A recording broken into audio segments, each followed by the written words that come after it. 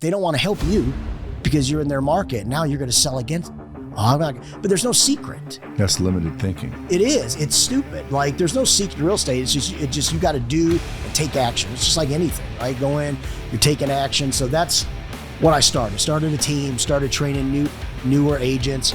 A lot of those agents now are in my market and actually top producing agents. So, I'm proud of that. I haven't had hundreds come through my team, but I've had probably about 40 in my 9 years, 8.5 years, about 8 years of having a team, and majority of them all are high producing, meaning they're selling above the 15 a year.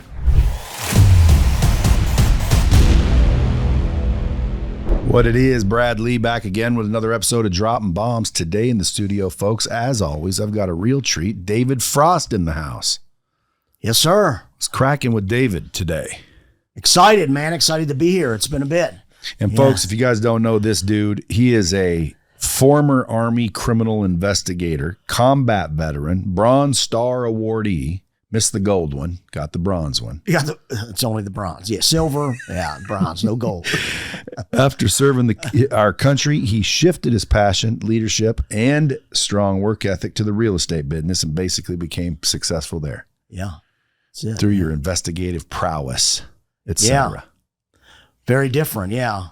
You guys can follow him at david.n.frost. Yep, everywhere. I bet you if you go look for Frosty Dave, Frosty Dave Frost is open on Instagram. Probably is, yeah. You don't want a bunch of dots in your shit. No? No. Okay. Like, hey, where do I follow you? At david.n.frost. Right. What's that? Yeah, that's too much. Do you want to say, dude, Frosty Dave Frost? Or defrost. That's my license plate, defrost. Defrost. See, I don't want to defrost, though. I want to get ice cold, baby. That's ice right. Cold. That's it. Ice cold. Yeah. So you want to warm up, you got to defrost. Yeah, that's right. Or frost D. Frosty. Yeah. Yeah. Usually those are taken everywhere you go. I don't know. Have you tried Frosty Dave Frost? No, I haven't. I don't think I tried Frosty Dave Frost, but you're frosty, bro. Yeah. Aren't you? I guess. I don't. People say I'm cold too. I don't know. You got to keep it frosty. If I were you, I'd be signing off my podcast. Keep it frosty, folks. Yeah. Yeah, that's good. Yeah, that's a good idea. See, you got all kinds of good ideas. I need it. That's why I gotta hang around with you more. Hey, where do you live? In North Carolina. That's gonna be hard, ain't it? Yeah. But I feel like I'm in Vegas every other, month or so. I'm here a lot, but that's because I'm, Well, now that you're a customer, you can come hang anytime. That's awesome. Yeah, I feel like part of the family. I always get people call me up. They're like, Brad, how do I? What's a way to get around you more? And I said, become a customer. Right. They're like, Yeah. It's like, dude, if you guys want to get around people that you want to be around, go be their customer. I'll bet you $50 you can get around Grant Cardone, for example, because everyone knows his name in the real estate business. Right. If you want to hang around Grant Cardone, and I said, well, go be a customer of his, that's not necessarily true anymore. But be a big investor of his. Right. And he'll hang around you every day. Sure. Absolutely. So I mean, that's just how to get around people. Building relationships, nurturing relationships. It's what's made me successful. Right. What do you think about those things? Yeah, I think the biggest thing that I've learned, it took me a long time to learn that in the sense of real estate, is getting in the room with those a little more successful than you. I mean, I say little. I mean, you can go, massive or little, but that's exactly how I started here with even you, right? I got in the room with. What do you mean even me? Even you. Is that what I said? What did I say? Well, I meant like you and Coach Berger. He said even you.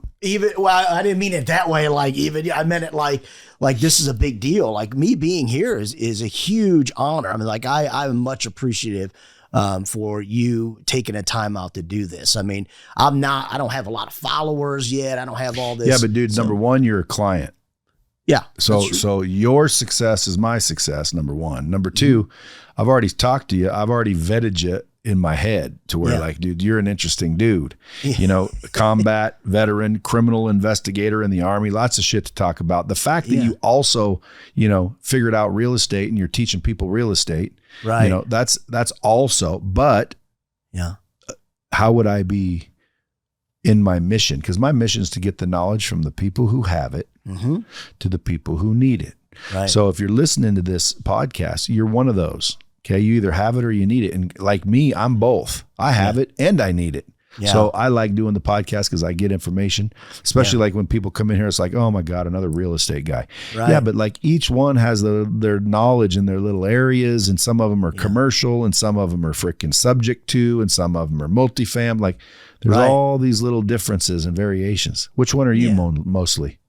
Well, look, I think I've transitioned from, I've been I started in real estate, cold turkey, jumped in that, did really well, top producing agent since I started. Just out of curiosity though, don't you start everything cold turkey? Is there anything that you can start not cold turkey? That's a great point, except for real estate, no. So this is how do you start not cold turkey? Because most people don't do it full time. See, here's the problem with real estate agents. You're still starting cold turkey. No, because you stop things cold turkey. You don't start them cold turkey. Yeah, basically everything started cold turkey. Well, I would say not really. Like I look at it, my explanation of cold turkey for real estate agents is I went from a salaried criminal investigator, military pay, right? Got paid every two times a month, knew what I was getting paid, knew everything. I left that and jumped into a commission-based business that I didn't know. Right. I had no mentor. I didn't have a Brad Lee, David Frost. I had nobody. So I call that balls out. Well, balls out. Okay. So balls out. You started turkey. Real estate balls out. Right. Okay. And fully exposed. Fully exposed, all in, burned the boats. Right. I just went right at it. You didn't burn the boats though. Well, I did. I basically said, I'm gonna be successful, or I'm gonna have to figure some shit out here. Right. I can't do. But you were done with the military. I was done with the military. Right. I had no other. Wasn't going back there, right? So, so most real estate agents, what they do is they put their toe in the water, and I'm going to try it out, right? And meanwhile, they're working at a full-time job somewhere, and then they try to do real estate part-time, and they're not successful. It's too hard, because when Brad Lee calls and says he wants to see $1 million house or 4, and you're working at the Target, and you're I mean, you should obviously dump Target and jump for Brad Lee, but you know what I mean is most will just. They're worried about that pay, right? That security. You know how it is. Like I've watched a lot of your podcasts, probably more than many have. And I've listened to you talk of, you've got to take your chances. You've got to do some things that others won't do. Balls, right? Most won't do it. So they have no time to show houses. They have no time to list properties or meet sellers. So they don't really go into the industry. And that's what makes our industry bad, quite honestly. We have a lot of bad real estate agents because they're at home watching ESPN and they think they can be a top producing agent and make all the money, right? I like to say, part-time agents have the full-time problems. Is they don't hone in on their skill. They don't try to learn. They're not doing it every day. So that's what I mean by cold turkey. Like I was all in, and every agent that comes under me, they're either all in or I don't have nothing to do with them. So I've had a door that was kind of, swinging, people coming in and going right back out, right? But the team I have now. Are you a hard guy to work for or easy? I think I'm easy to work for, but I think I am very determined and disciplined. The military, structure, you can get shot at, you get through this, you get through that, discipline and mentally is what I always tell everybody. I'm undefeated. I can't be beat mentally.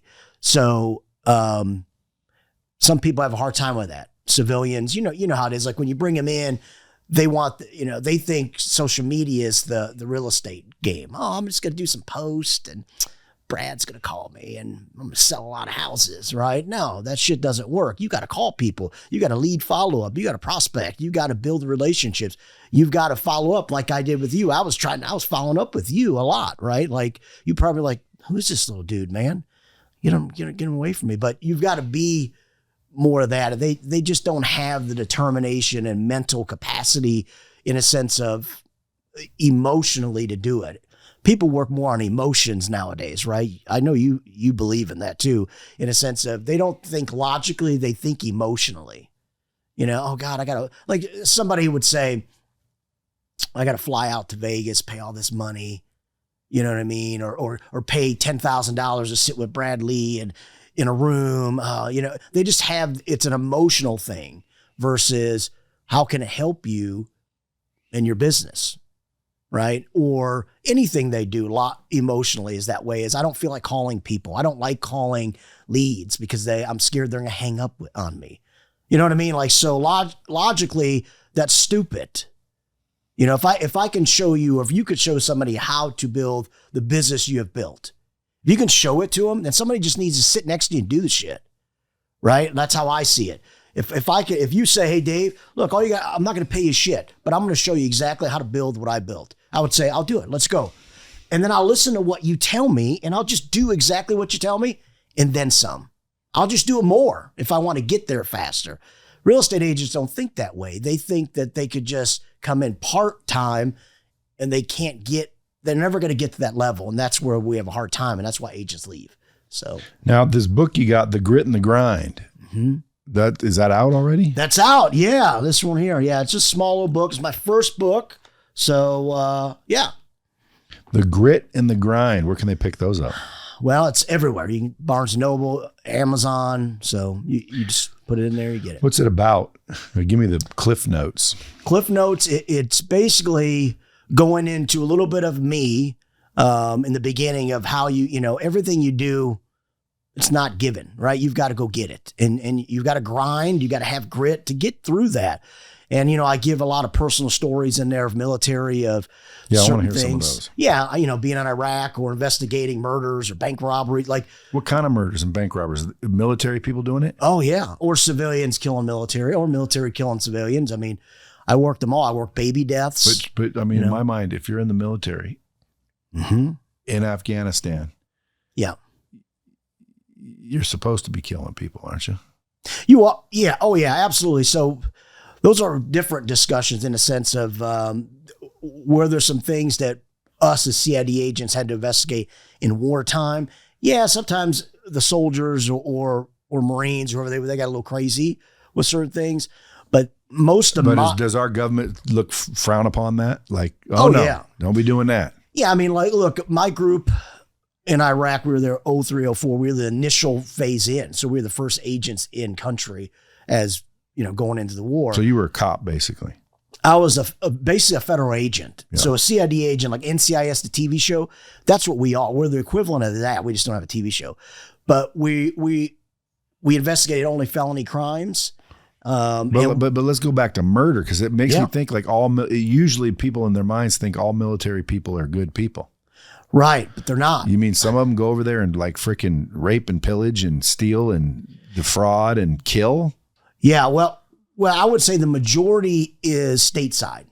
So I was stationed, at Korea, Fort Bragg. Fort Bragg I loved, and that's why I stayed in North Carolina, because I love the weather. I'm originally from Cleveland, Ohio, which, it's not much there. It's cold, weather sucks. So I stayed in North Carolina, but I was at Bragg about 8 years.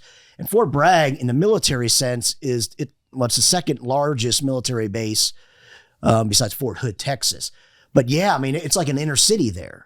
So it's right there in Fayetteville, in North Carolina. They call it Vietnam because it's a little rough out there. So, soldiers are going out there, getting into drugs, getting into stuff. I mean, they were doing bank robberies out there. Yeah, soldiers, yeah.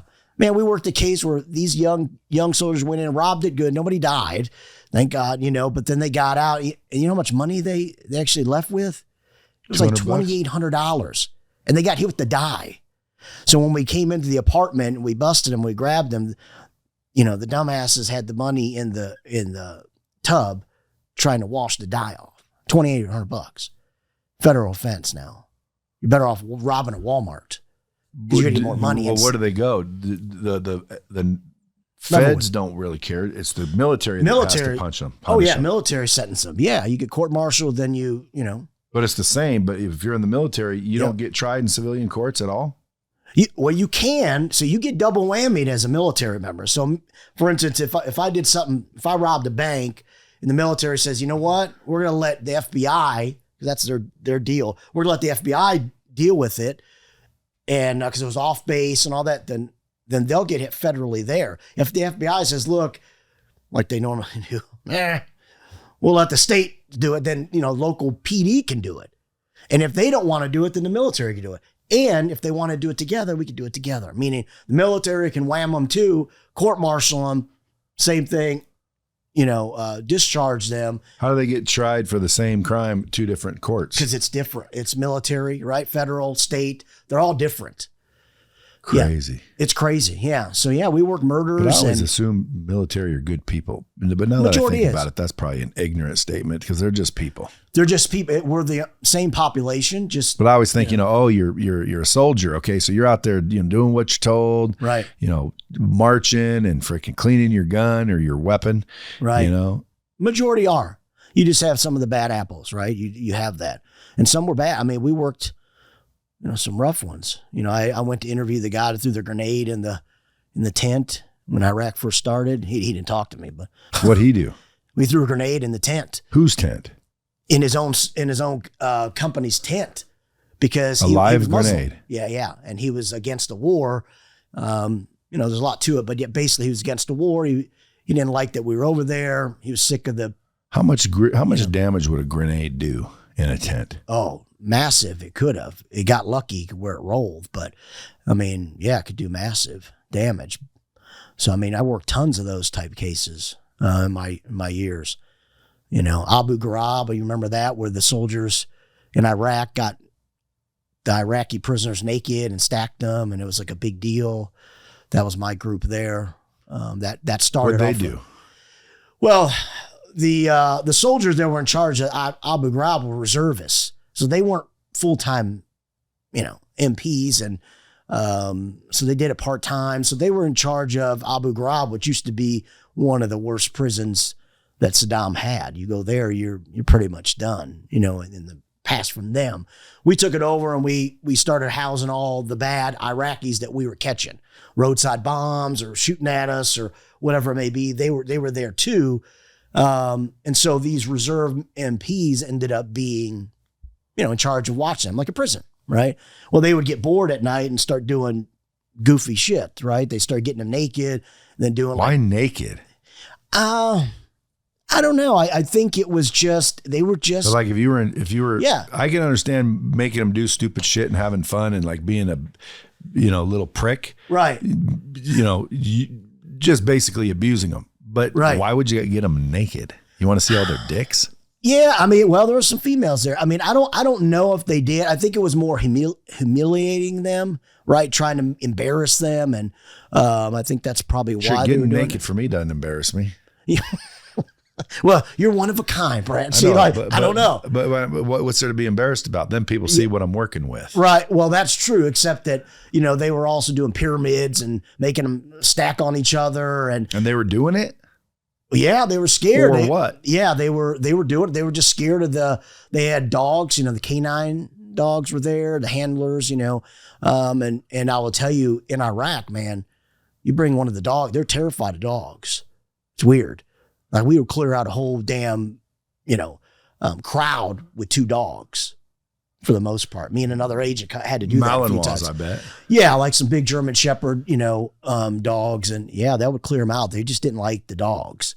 So, dude, if you're smart, when the dogs come in, you fucking wise up real quick. Yeah, absolutely. They will fucking get you. Yeah, they will. Absolutely right. I've got a Belgian Malinois, which are usually what they use in those cases. Yeah. They don't use German Shepherds. They're not agile enough.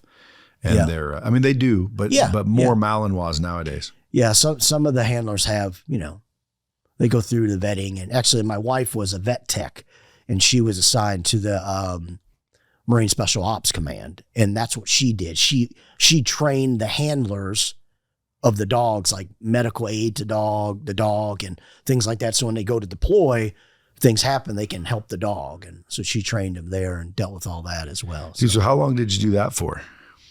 I was in the military about 14 years, give or take. So, I mean, that sounds fun to me though, investigating shit. It was. Yeah, it was fun. It's just, we did protection services. Most people don't know the CID agents are the protective agency who protects Secretary of Defense. So Rumsfeld, all them guys, I was on some of Rumsfeld details. When he came to Iraq, I was on his detail. See, now again, why would if right now I know people, they're like, let's go to Ukraine and yada, yada, yada. Mm-hmm.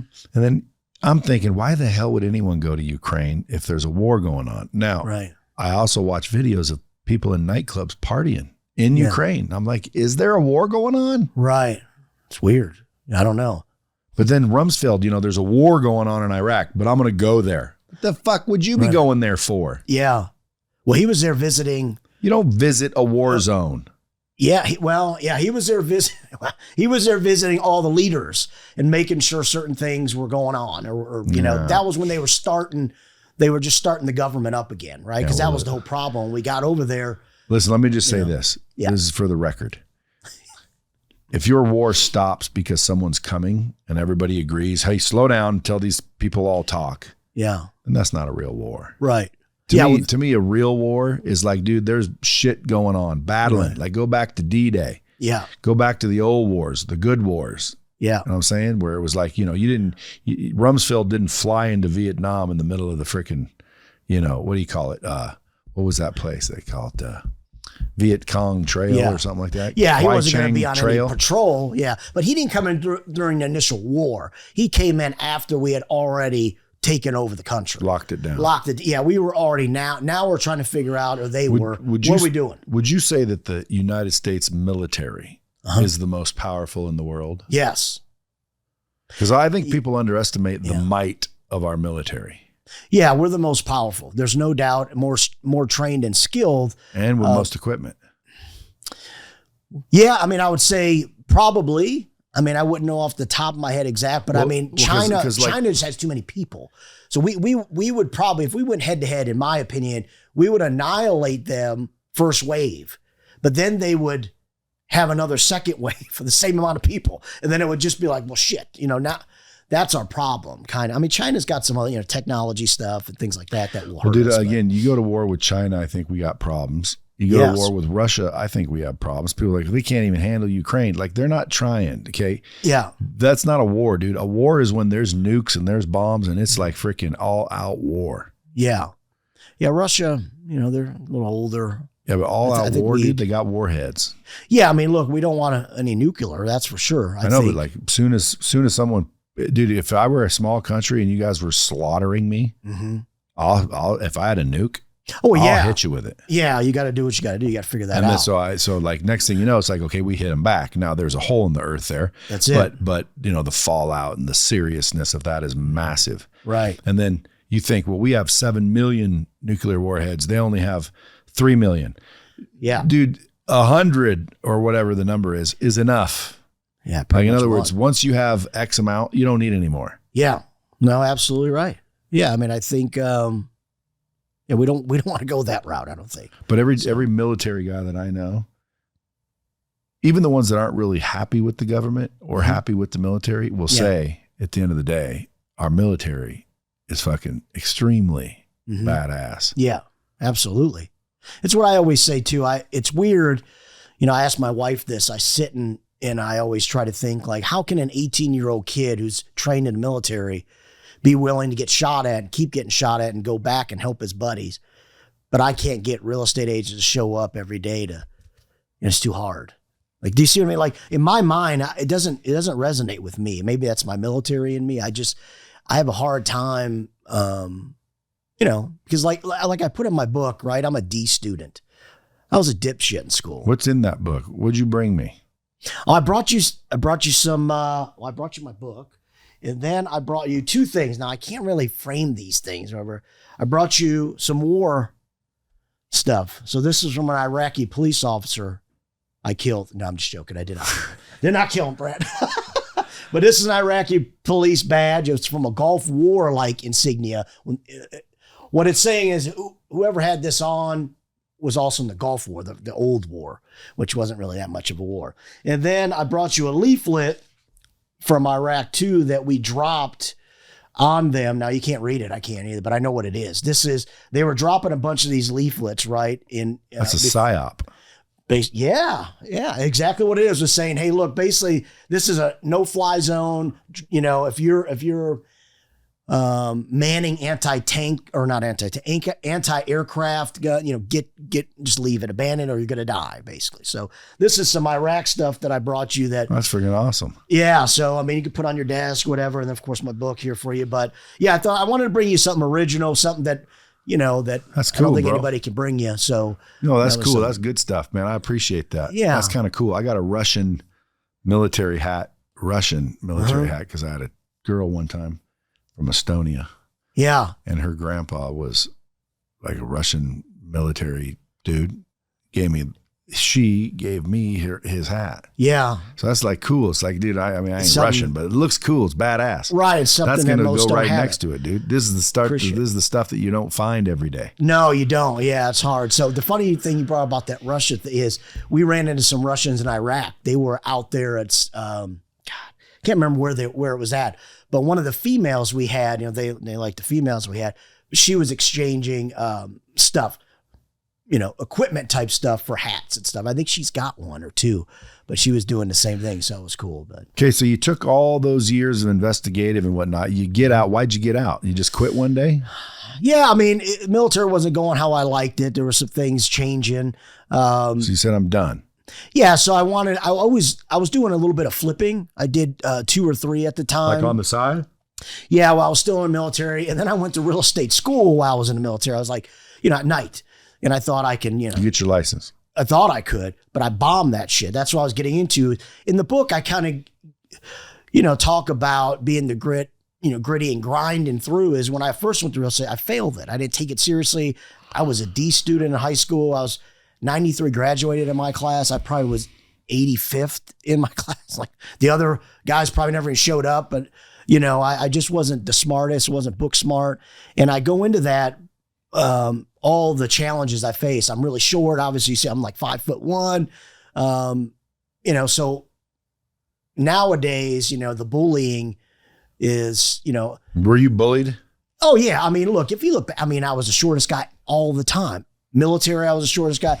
Once I got to the military, though, based on being athletic, so I was very athletic. Played sports. I was a junior college baseball guy. Walked on. Then I didn't make my grades. Ineligible. Right. That's my story. Right. But you can still do it if you grind through and you really want something. You can make it happen. Real estate school took me 2 times to pass it. Now I've been a top agent since I started. So the school shit means nothing. How are you? How have you been one? Like, what are the 3 most fundamental things a realtor could do that would make them improve immediately? Well, there's a lot. I don't know if there's 3. What are you doing? I would say, listen, what I did was I was aggressive with my approach, right? Like, I wanted to know the business, and I wanted to.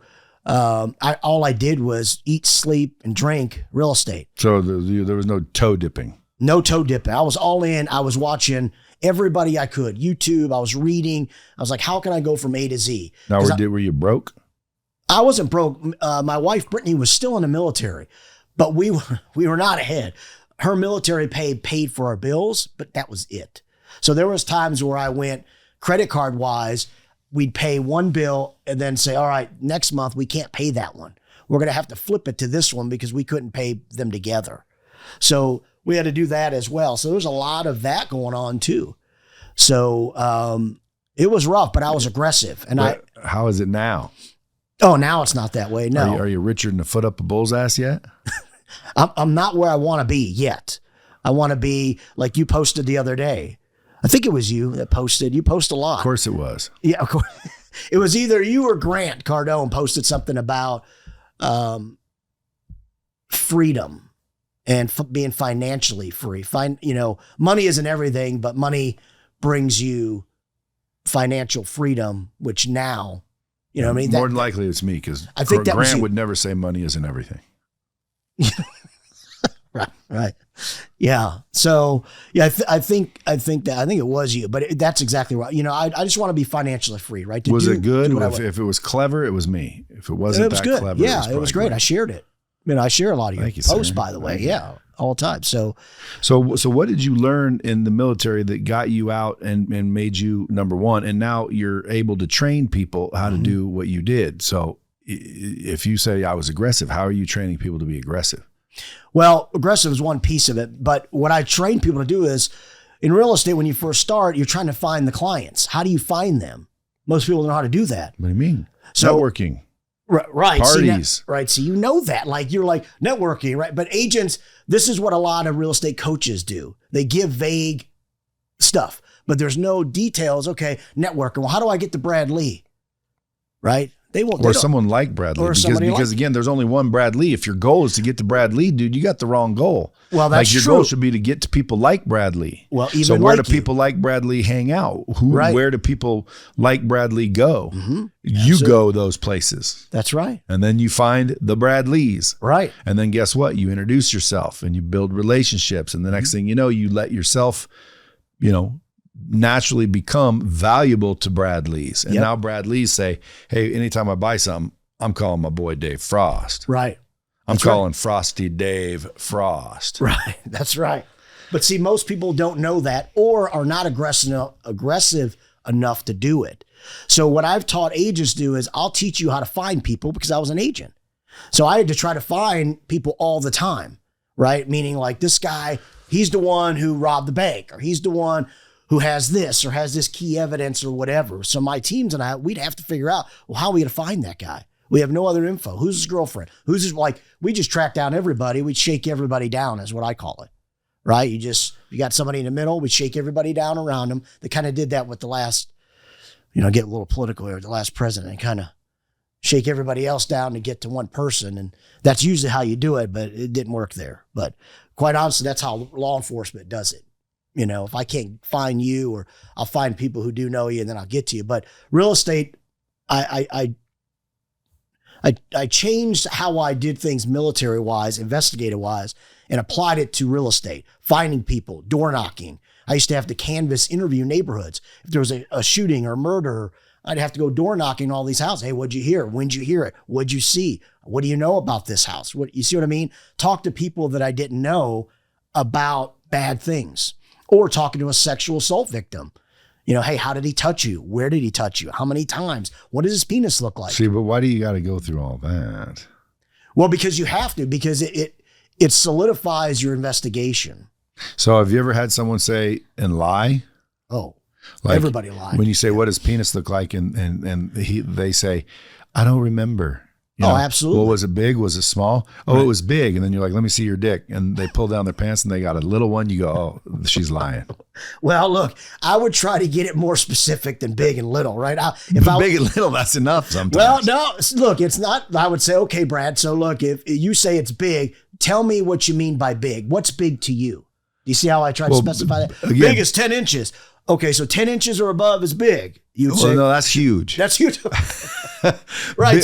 Big's like 7 1/4, right, up to about 8 1/2. Okay. That's big. There you go. So after 8 1/2, now you're starting to get into huge and uncomfortable. So yeah, so I would say worthless. Or worthless. Like, dude, they're only fun to show. Right. You don't actually want to possess one. Trust me. Yeah. Okay. A lot of girls won't. A lot of girls don't let you mess with them. Yeah. When you got that big, they get one. Scared. Yeah. Yeah, they prefer a little 6 to 8 deal. Right. So that's how I would get specific with you, right? I would try to figure out what big and little is. But the question was really, I meant to say in a funny way, you ever catch the girls lying? All the time. See, that's bullshit. Right there, dude. Like, listen, if a woman claims rape, claims any kind of, sexual misconduct, those girls better have a fucking huge punishment for lying. Yeah, to keep them from lying. Because again, if they're not lying, you should speak up. If women got raped or had issues, some criminal like shit happening, I don't think they should be quiet. I think they should get help and solve it. Sure.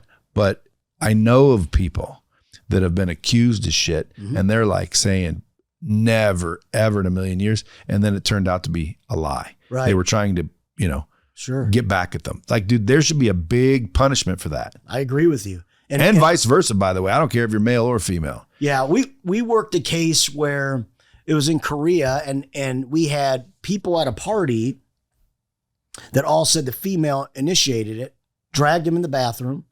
They had consensual sex. They watched it. There was no force by the guy at all. He was brought in there. She did all the controlling of the entire ordeal, and the military still made us open up a felony investigation on him. Because she got mad because he went and told people they had sex and the other people told the unit. So everybody in the unit knows now they had sex. So she got embarrassed, didn't like that, boom, reported it as a rape. Now, she didn't get in trouble for that. She should have. Absolutely. That's the problem. That was the problem is, and nowadays, as you can see, right, like everything is so politically correct. Like, see, but we need to blow political correctness out of the water. We do. Political correctness needs to end. I agree. The word political correctness, not being kind, not being nice, that doesn't need to end. Not being respectful, that doesn't need to end. Political correctness needs to end when it's just like obviously and emphatically stupid. Right. And we all have to play along because it's politically incorrect or correct. Right. Stupidity. Because emotionally that person's bothered. Right. It's the same thing with me. Who cares? Exactly. It's like that's if someone says you're short, dude, you are fucking short. Exactly right. Now, if somebody's bullying you and constantly picking on you, that dude probably needs a punch in the mouth. Yeah. Why? Because why would you pick on somebody? Why would you sit there and bully somebody? Right. But I'm speaking like everyone's using common sense in the world, and that's not always the case. But to me, there's a fine line between politically correct and stupidity. Yeah. Like for example, the transgender thing. Right. Like absolutely. Dude, I swear to God, I have no issues with a transgender.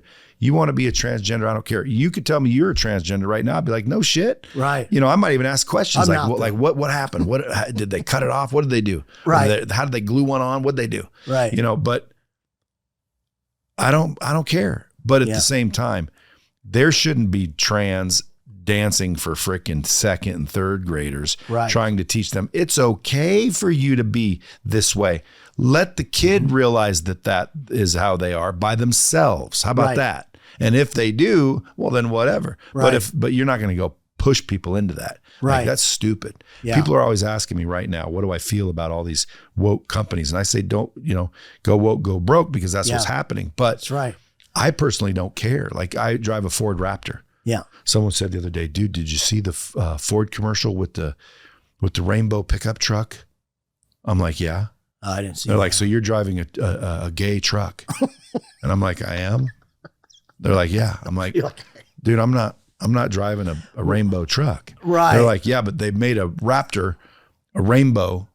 Well, I'm not driving that one. Right. I'd be gay if I drove that one. Right. I got a black one. Even the word gay, right? I said that one, look, I was born in 75. I'm an older guy, right? So, we use that man, that's gay.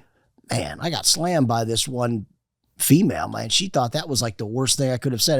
Because I said it was gay. Like, and not only that, they call themselves gay. Listen, one time I called my friend who was doing an Instagram live and a TikTok live on their phone. Mm-hmm. So he sees that it's me, so he wants to bring me into the feed. So he brings me into the feed, and all I said is, have you seen the clown that hides from gay people? Mm-hmm. And he goes, no.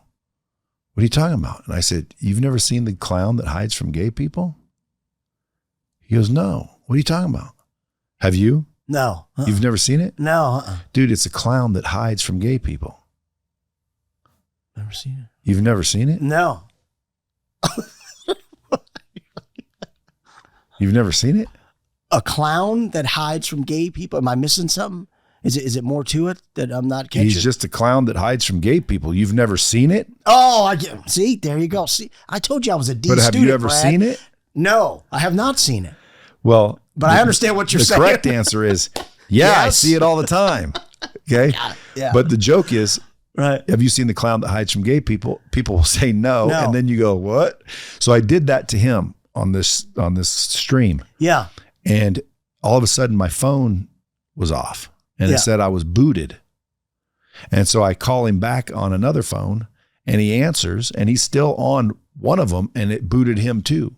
TikTok booted him because I said gay more than a couple times. Right. And so like, I can't believe they just did that. Now I think it's Facebook or some other one that he's still streaming on. Yeah. And I said, dude, all I said was gay. You can't say gay. And by the way, I'm saying gay twice just right there. Right. And then we've got these two friends that are gay and they were on the live. And so I said, isn't Mike and Eli on this stream? And he goes, yeah. And I said, guys, don't you say you're gay? And they're like, we are gay. And I'm like, and then all of a sudden we went dead again, dude. And we literally, he got kicked off because it was his. He got kicked off for a week. Yeah. For hate. Right. Whatever. Yeah. And we didn't say anything but gay. There was no hate about it. It was just said the word gay. And what's funny is like, if they're so sensitive. That's a perfect word for it. If they're so sensitive, then how come they're not shutting down everything? Right. Like, do you know how much shit I see on social media nowadays? There's girls that the whole thing that their account does is they're naked and they put on a sheer dress of some kind and they put lighting in the back. So when you look through, you can see all the outline of it, of that area. Right. And you can see that some are different than others, but at the end of the day, like, you can totally see. Yeah. And that's like porn, isn't it? Pretty much. That's soft porn. Right. So Instagram now is soft porn. Right. And they're not doing anything about that. But if you say gay, they're shutting you down. They will. Dude, that's what bothers me. Like, there has to be some sort of agenda going on. Yeah. Well, that's what, that's what I love about you, right? Like, a lot of who I follow, you're one. I follow Bert, Michael Burt's, Coach Burt's Coach Burt. Everyone needs good coach in life. That's right. He's got a good haircut too. But yeah, Coach Burt, I follow Grant Cardone, he's more aggressive, but mostly you, Bert, Rich Dad, Poor Dad. I watch some of his stuff, and listen to him a little bit on some things, but his name's Kiyosaki. Yeah. I never could pronounce it right. So I just say Rich Dad, Poor Dad. It's easy for me. Well, the rich dad is named Keith Cunningham. Is it? I never knew that. Yeah. Keith Cunningham is the rich dad from that book. Huh. Interesting. See, learn something every day. And we have a program. Go to My Keys to the Vault. It's Keith Cunningham's program. Oh. It literally will teach you how to buy, sell, exit a business, scale a business. Like, it's so freaking valuable for entrepreneurs. It's unbelievable. MyKeysToTheVault.com. If the Bomb Squad's listening, Keith Cunningham, he's the one that does all the Tony Robbins Business Masteries. He's literally the rich dad and Rich Dad, Poor Dad. He's been making millions for years and years and years. Smart son of a gun. Yeah. Anyway, that's the rich dad. Yeah, I didn't know that. So you learned all these things, you got out, and basically you said you didn't dip your toe in the water. You went all in, you consumed all the information you could find. You hustled, and you were always the top agent and started making money. Then what? And then I started a team. And then I started teaching other newer agents, because that's what I felt like real estate is, I call it the black hole, the gap. The gap is what I have in the book. Is basically you go from real estate school, they learn all the bullshit, and then you go into real estate and it's nothing similar. They don't teach you how. It's like high school, right? I think you've talked about this before, and other, people like you that are very successful, and people follow you guys. But it's been talked about, like, school doesn't teach you how to run businesses, how to manage your checkbooks, how to invest, things like that. So real estate school is the same way. It teaches you, contracts, administrative shit. And then you get into real estate, and then you're like, okay, now I know how to fill out this form, but you ain't got nobody to put on it. You don't have a client to put on it. So nobody taught me any of that. I had to figure that out. So the investigative piece helped me. I started figuring out, okay, call expireds or call for sale by owners or call these people. And I'm like, okay, well, how do I get their numbers? Nobody taught me that. So I figured it all out. And then I started teaching other agents, and you would think it was rocket scientists. And they're like, where'd you find the numbers? Well, you could do it this way, that way. What do you say? Well, I know, but those are the details, the tactical things that make it worthwhile. That's right. Because a lot of these gurus that are teaching realtors how to sell real estate say, you just got to sell more. Yep. Well, like, no shit. Well, how? How do we sell more? You just got to talk to more people. Well, obviously, right. We need to talk to more people. But how? Where do you look? What do you do? Where's the framework? Where's the steps? You've nailed them all down. That's right. Yeah. So I felt like I was, real estate's cutthroat. It's very cutthroat. Agents are, they're paranoid. There's agents in my market who can really help a lot of people and teach it and probably make a lot of money just teaching it. But they think that they don't want to do that. They don't want to help you because you're in their market. Now you're going to sell against.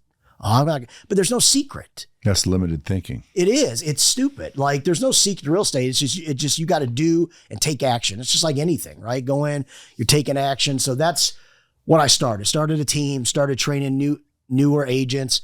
A lot of those agents now are in my market and actually top producing agents. So, I'm proud of that. I haven't had hundreds come through my team, but I've had probably about 40 in my 9 years, 8.5 years, about 8 years of having a team. And majority of them all are high producing, meaning they're selling above the 15 a year. Usually it's like 6 to 7 a year. Well, you showed them some tactical steps. how to find people, what to say, how to get through objection handling, closing people, right? So that's how much could, if someone's listening, they're like, they're not really in real estate, but they want to join and do it. They want to have you train them. Yep. Give it a shot, see what they can make. What can someone make? Like after taking your program, a brand new realtor that ain't making anything can make how much a year? Well, depend on a couple of things, where they're at, what market they're in. Hell, New York, you can sell one house and make more than I make in a year. I mean, give or take, right? I mean, depending on the volume. And then how many houses they sell. So like in my market, we got to sell a shit ton in my market. So that's why I sell a lot of houses. I got to sell 60, 70 to make 6 figures. Right. So, an agent, you're only making $1,000 a house?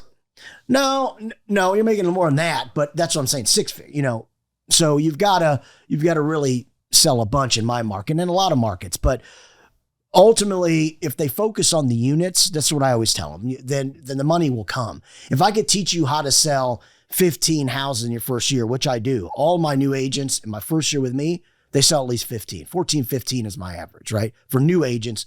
Not ones coming in with bad habits. Those are hard to break. Those people, those agents, they don't get there faster. Do you know how you break bad habits, Dave?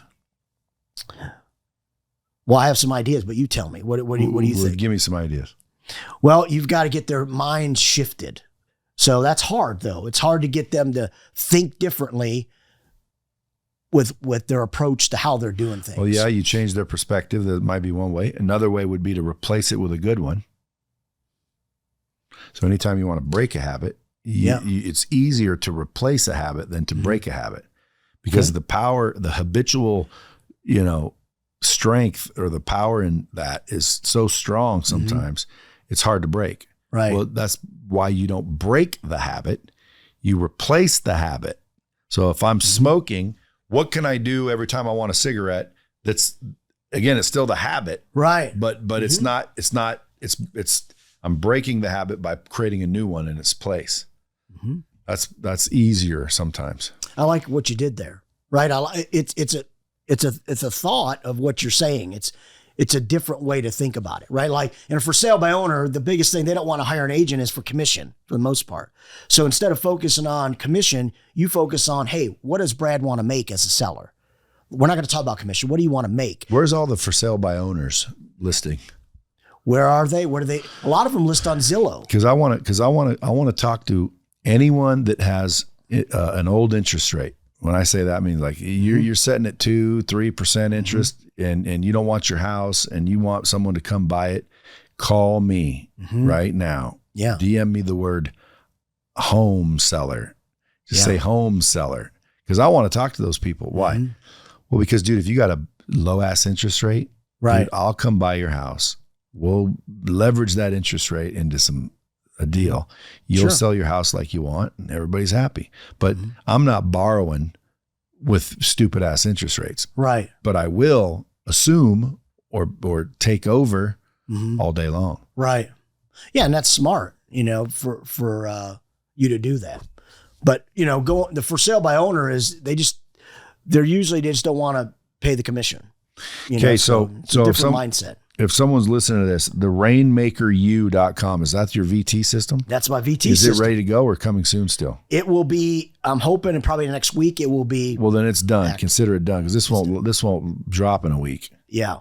So by the time this airs, folks, you can go right now to the Rainmaker U, the letter U, the Rainmaker University, but short, Rainmaker U. And get David to show you these tactical things that make you sell more homes. Anyone in the industry that's listening to this, number one, it's not even very much money. I think you should raise it, but that's beside the point.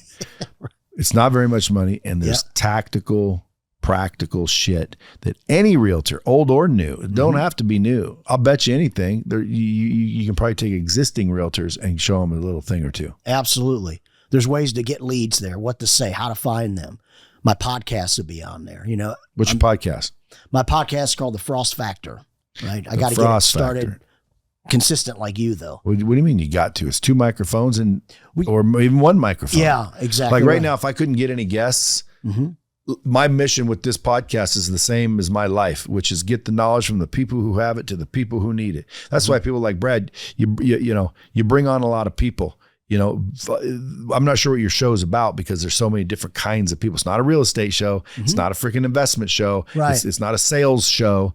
Yeah. It's it's all of this. And I'm like, yeah, because dude, there's a lot of people out there. Some people might want to listen to Dave Frost. I will introduce you to some people that you will change their life with this information. Yeah. And then there's going to be some that are going to be like, yeah, I can freaking blow David Frost. He only sells, right. We ain't looking for them. Right. Okay. But at the end of the day, there's people out there that need your information.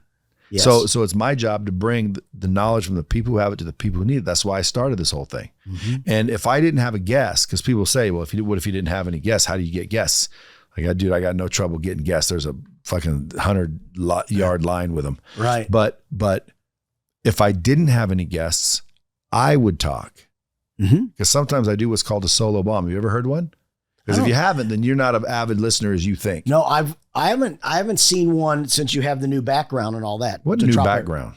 Yeah, I was watching you when you were at your desk.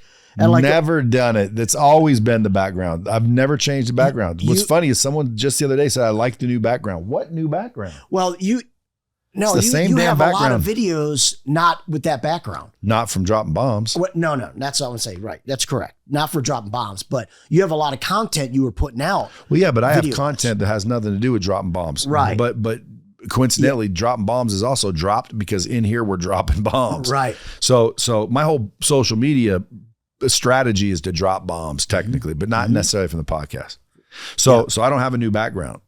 But you're saying I was on a different background. Well, that just means I wasn't on a podcast. You weren't on. Yeah, dropping bombs was not what I was talking about. I've watched you give a lot of great but if content. You haven't seen a solo bomb, well, then you're not an avid dropping bombs listener. When's the last one you've done by yourself though? Because I watch. I'm telling you, January. Oh shit, January. Okay. And what's crazy is it's the highest downloaded one. Is it? And before that, the highest downloaded one ever was another one I call Solo Bomb. It's because I didn't have a guest. Yeah. But I just wanted to talk, share. I don't do it very often. Why? Well, because I prefer conversation like this, and then it can jar thoughts and things that I would say that not only create content, but I wouldn't have said otherwise because I'm not thinking it through. I think out loud. So this format allows me to think out loud. So when there's no person here, I'm thinking, well, what do you want me to say? Right. Am I supposed to look at the camera? Hello, everybody. It's Bradley back again with another episode of Dropping Bombs, but today it's just me. So what are we going to talk about today? Well, I don't know. What do you want to talk about, Brad? I don't like that shit. No. But sometimes I say, okay, I've got a thing to say.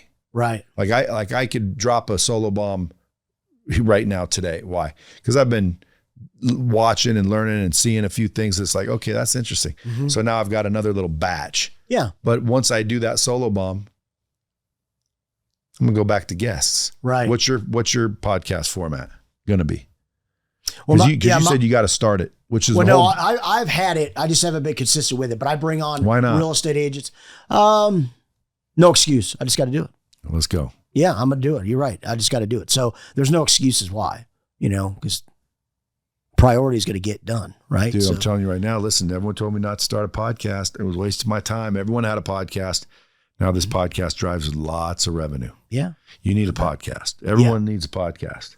I agree. And again, if you fail or you don't end up doing it, call me. I'll show you how to do a podcast. Now again, you're going to make it popular or not, but I'll show you how to get it at least done to where boom, there it is. Yeah. And by the way, like until you have 100 episodes, don't even judge it. Yep. Yeah. Like you got to just I need to get you on and you'll get more comfortable and everything will happen. See, now I got to get you on the podcast. Wouldn't that be a feat? See, there you go. I gotta get Maria and get you on it. Well, again, I'm not opposed to it. You're not opposed. Well, hey, I appreciate you coming in. David.N.Frost on Instagram at David N like Nancy. Is it like Nancy? Is it David Nancy? No. What is it? Nelson. It's David.N as in Nelson.Frost. You go to the website if you guys want to start learning and make more money selling homes right now, therainmakeru.com. And then you can go check him out at davidfrost.work. Yep. And my book, The Grit and the Grind. Yeah. And go get his book, The Grit and the Grind. How to real estate, the market. What's it say? What's the full title? It's Grit and the Grind, Surviving and Winning Big in Real Estate. Survive and win big in real estate. Anything you want to say to the Bomb Squad? No, just I appreciate being here. We appreciate you. Till next time, folks, keep it real. That is why you're not going where you want to go, because you doubt yourself, you don't believe you're worth it, and you have no clue that you're doing it. So you sit there and just go, why have I been making the same 200 grand for the last 3 fucking years?